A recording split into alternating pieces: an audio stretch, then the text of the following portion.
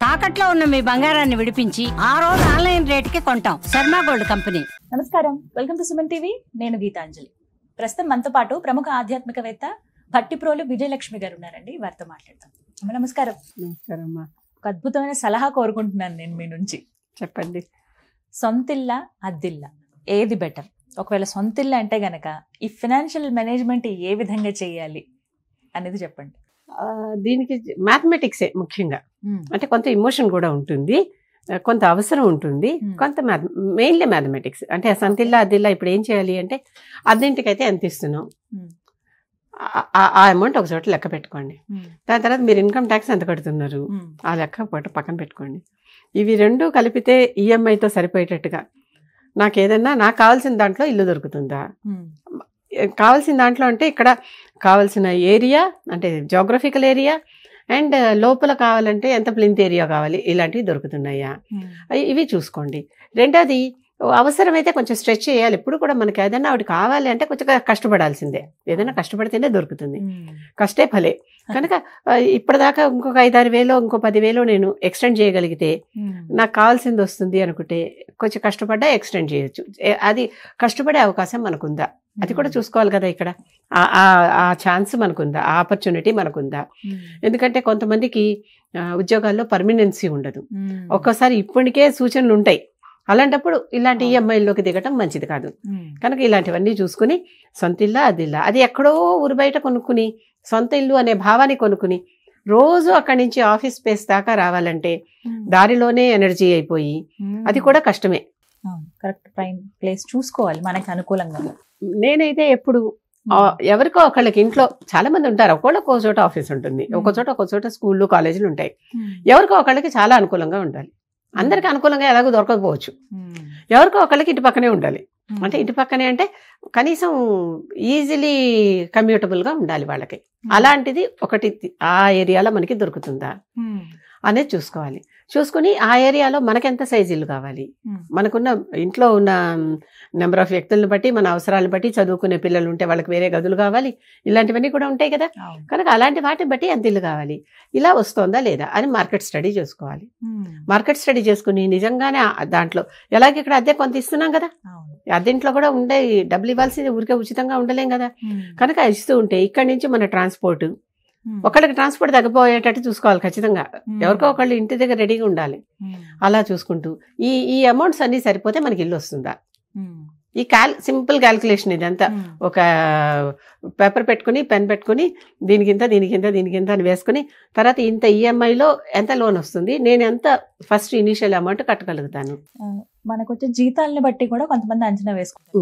మనకి ఎక్కడ కుదురుతుందిలే, ఎంత ఆశ ఉన్నా గానీ. అంటే ఇల్లు అనగానే ఒక ఎమోషన్ అమ్మ. ఎమోషన్, ఇల్లు ఖచ్చితంగా ఉండాలనేది కోరిక. అంటే మనకి బేసిక్ నీడ్స్ లో ఇల్లు కూడా ఒకటి గూడు మనకు ఉండాలి. అది సొంత ఇంటి కల చాలా రోటీ కపడా మకాన్ లో అది ఖచ్చితంగా వన్ ఆఫ్ ద నెసెసిటీస్. అది అంటే ఒక డ్రీమ్ గా కూడా చాలా మందికి. ఎప్పుడైతే నెసెసిటీ అనుకున్నామో మన అవసరానికి నెసెసిటీకి సరిపడా ఇల్లు చూసుకోవాలి కానీ లగ్జరీకి సరిపడా ఇల్లు చూసుకోకూడదు. ఈ తేడా ఉంది ఇక్కడ. అర్థమైంది. మన జీతాన్ని బట్టి, మనకున్న తాహతని బట్టి అంటే కొంచెం చిన్న ఇంట్లో అయినా సరే అడ్జస్ట్ అవ్వండి. కాకపోతే ఈ కమ్యూనికేషన్ మధ్యలో మనం ఎంత దారిలో ఉంటున్నాము, ఎంత దూరంలో మనం ఉండాము అనేది చూసుకోవాలి. అది ఎక్కడో ఊరు బయట తీసుకుని చాలా అవస్థపడి మళ్ళీ అక్కడికి ఊరు బయట మన ఒక్కటే ఉంటే ఒకళ్ళలో అలా ఉంటే పావులు వచ్చేస్తున్నాయిట. ముచ్చటపడి ఇండిపెండెంట్ హౌస్ కావాలని అడగట్టుకున్నారు. పావు మంత్రం చెప్పేవాళ్ళు ఎవరైనా ఉన్నారా అని అడిగారు. అంటే అసలు కొన్నిసార్లు నలుగురు ఉంటుంటే నెమ్మదిగా అది మన హ్యాబిటేట్ అవుతుంది, పావులో వెళ్ళిపోతాయి. అలాంటి లేని చోట తీసుకునే సాహసమే కదా అది. ఇలాంటివి కొన్ని అనమాట. అలాంటివి చేయకుండా ఉండటం మంచిది.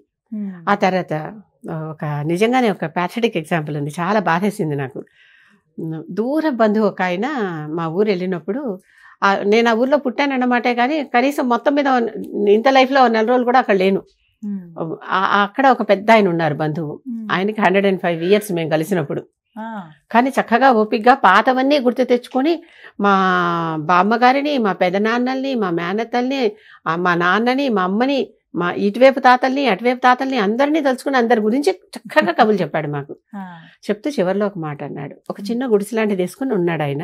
ఆ ఊర్లో ఆయన తప్ప అసలు బంధువులు అన్న వాళ్ళు ఎవరు మిగలలేదు. అమ్మా ఏమున్నా లేకపోయినా ఇంత చారడి జాగా కొనుక్కోవాలి, మనదంటూ ఒక ఇల్లు ఉండాలి అని చెప్పాడు. ఎందుకండి ఇలా అంటున్నారు అంటే ఆయన చెప్తాడు, ఒక లెవెల్కి వచ్చేసరికి ఎవ్వరూ నాకు అద్దెకి ఇవ్వను అనేసారు. నేనేమో ఏమీ సంపాదించుకోలేకపోయాను, ఉన్న ఊళ్ళోనే ఉండిపోయాను. అందరూ ఇప్పుడు నేను మీ చెప్పినటువంటి నీ మేనమావలు కానీ నీ పెదనాన్నలు బాబాయిలు అందరూ చదువుకుని, మీ నాన్న అందరూ బయటికి వెళ్ళిపోయారు. నేను ఇక్కడే చదువుకోకుండా ఉండి ఇంతే ఉండిపోయా. అటు పొలము లేదు, ఇటు ఇల్లు లేదు. వాళ్ళకి వీళ్ళకి పని చేసుకుంటూ ఇలా ఉండిపోయా. ఒక లెవెల్కి వచ్చేసరికి అందరూ వాళ్ళ ఇల్లు ఇచ్చిన వాళ్ళందరూ ఇచ్చారు. వాళ్ళ ఇల్లు అమ్మేసుకున్నప్పుడు ఈయన ఖాళీ చేయాలిగా. అలా చేసేసరికి ఒక లెవెల్లో చివరికి ఒక బండి మిగిలింది, ఒక ఎద్దు. ఆ ఒక ఒంటెద్దు బండి మీద సామాన్ వేసుకుని కూర్చుని ఉన్నాను. నాకు ఇల్లు లేదు, ఎక్కడికి వెళ్ళాలో నాకు తెలియలేదు, ఏ ఊరు వెళ్ళాలో కూడా నాకు తెలియదు ఇక్కడ తప్ప. అలాంటి పరిస్థితి నాకు జీవితంలో వచ్చిందని చెప్పాడు ఆయన. చెప్పాక అప్పుడు గబగబా ఆ ఊరు పెద్దలు ఎవరో ఒకళ్ళిద్దరు వచ్చి ఆ ఊరి స్థలమే ఒకటి చూపించి, ఇక్కడ ఒక చిన్న పాకేసుకుని ఇక్కడ ఉండండి, లేపితే అప్పుడు మేము చూస్తాం అని చెప్పి అక్కడ ఆయనకి ఓ చిన్న పాక వేసి ఇచ్చారట. అక్కడే ఉంటున్నాడు ఆయన. ఆయన చెప్పాడు ఈ విషయం. అంటే ఇల్లు నిజంగా ఇమోషన్ అన్నావే, ఆయన చూస్తే నాకు అప్పుడు నిజంగానే మనదంటూ ఇంత స్థలం ఉండాలి కదా, అంటే మన తలదాచుకోవటానికి ఉండటానికి. కనకధార స్తోత్రంలో కూడా ఆ పేద స్త్రీ ఒంటి మీద సరిగా బట్ట లేకపోయినా, రోజు తిండి తింటున్న రోటీ కపడా లేకపోయినా ఇల్లుంది కనుక ఈ రెండు ఉన్నదో లేదో ప్రపంచానికి తెలియకుండా దాచుకోగలిగింది, తన మర్యాదను కాపాడుకోగలిగింది. రోటీ కపడా తర్వాతే మకాన్. అయినా ఆ మూడో దాని సాయంతో మొదటి రెండు ఉన్నా లేకపోయినా సమాజంలో మర్యాదగా తన పని నడుపుకుంటూ వచ్చింది. ఈవిడ ఇవాళ తినలేదు, ఈవిడ ఒంటి మీద సరైన బట్టలేదు అనేటటువంటిది లేకుండా నడుపుకొచ్చింది. కనుక అది కూడా ముఖ్యమైన అవసరమే, తప్పనిసరి అవసరమే. కనుక ఇల్లు, సొంత ఇల్లు ఉండటమే మంచిది అనేది నేను భావిస్తా.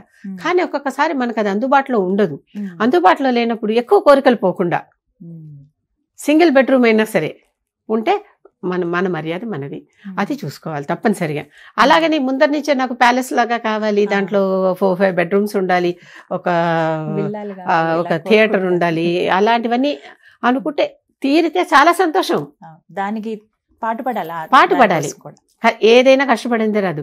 ముందర ఒకటే చేయండి, తర్వాత నెమ్మదిగా ఇంకొంచెం పెంచుకోండి, తర్వాత ఇంకొంచెం పెంచుకోండి, తర్వాత ఎప్పటికప్పుడు మనకి బాగా చక్కగా అన్ని మనం ఎదిగొచ్చినప్పుడు వస్తాయి. మనం కూడా లేజీగా కూర్చునే వాళ్ళం అయితే నేను వాళ్ళకి ఏం చెప్పను. నేను లేజీగా కూర్చునే వాళ్ళు పరాన్న భుక్కులు, వాళ్ళకి నేను ఏమి చెప్పను. వాళ్ళకి అసలు ఏమి అన్నం తినే హక్కే వాళ్ళకు ఉండదు నిజంగా మాట్లాడితే. అవును కదా, సంపాదించుకుందే ఎలా తింటారు? వాళ్ళ కష్టం వాడు పడందే వాళ్ళు ఎలా తింటారు? కనుక అలాంటి వాళ్ళ గురించి అసలు నేను మాట్లాడను. కష్టపడుతున్న వాళ్ళకి తప్పనిసరిగా వాళ్ళ ఫలితం వాళ్ళకి దక్కుతుంది. కొంతమందికి యోగా ఉండదు, దక్కదు, అది రేర్ కేసెస్ అవి. కానీ కష్టపడుతున్నంతకాలం, పనిచేస్తున్నంతకాలం, మనం కొంచెం పొదుపు చేసుకోవటం నేర్చుకున్నంతకాలం, వ్యసనాలు లేనంతకాలం. వ్యసనాల వల్ల చాలా డబ్బులు ఖర్చు అయిపోతాయి. హ్యాబిట్ అంటాం, ఆ హ్యాబిట్స్ వల్లే కదా. హ్యాబిట్ డైస్ హార్డ్ అని ఒక సామెత ఉంది. హ్యాబిట్ లో హెచ్ తీసేస్తే ఏ బిట్ ఉంటుందట, ఏ తీసేసినా బిట్ ఉంటుందట, బి తీసేసినా ఇట్ ఉంటుందిట. దాన్ని ఆ లాస్ట్ లెటర్ వరకు తెగొట్టేదాకా అది మన వెంటాడుతూనే ఉంటుందన్నమాట. కనుక అలవాట్లు చేసుకోవటం తేలికే, వదులుచుకోవటం కష్టం చాలా. అది మన కంట్రోల్ మనకు ఉండాలి. ఇల్లు సొంత ఇల్లు కావాలంటే తప్పనిసరిగా కొన్ని లగ్జరీస్ మనం త్యాగం చేసి దానికి దిగాలి, తప్పదు. అవి ఇవి అన్నీ రావు. వచ్చే వాళ్ళ అదృష్టవంతులు వస్తే చాలా సంతోషం. అది నిలబెట్టుకోవాలి చక్కగా. మ్యాథమెటిక్సే, లెక్కలేసుకోవటం, నా సంపాదన ఎంత, నేను ఇక్కడ అద్దె ఎంత కడుతున్నాను, ఇన్కమ్ ట్యాక్స్ ఎంత కడుతున్నాను, ఇన్కమ్ ట్యాక్స్ రిబేట్ వస్తుంది సొంత ఇల్లు తీసుకున్నప్పుడు. కనుక అవన్నీ సరిపోయాక లెక్క చూసుకుని ఎక్కడో చోట మనకి బ్యాలెన్స్ అవుతుంది. ఇంత అమౌంట్కి నేను ఇల్లు తీసుకోగలను అనే ఫిగర్ మనం ముందరే అరైజ్ అవ్వాలి. దీనికి ఎప్పుడైతే ఇది మనం తెలుసుకున్నామో అంత ఫిగర్లో, అంత అమౌంట్లో ఇల్లు ఎత్తుకోవాలి. అది దీని సూత్రం. థ్యాంక్స్ అమ్మా, మంచి సలహా ఇచ్చారు. నమస్తే. నమస్కారం.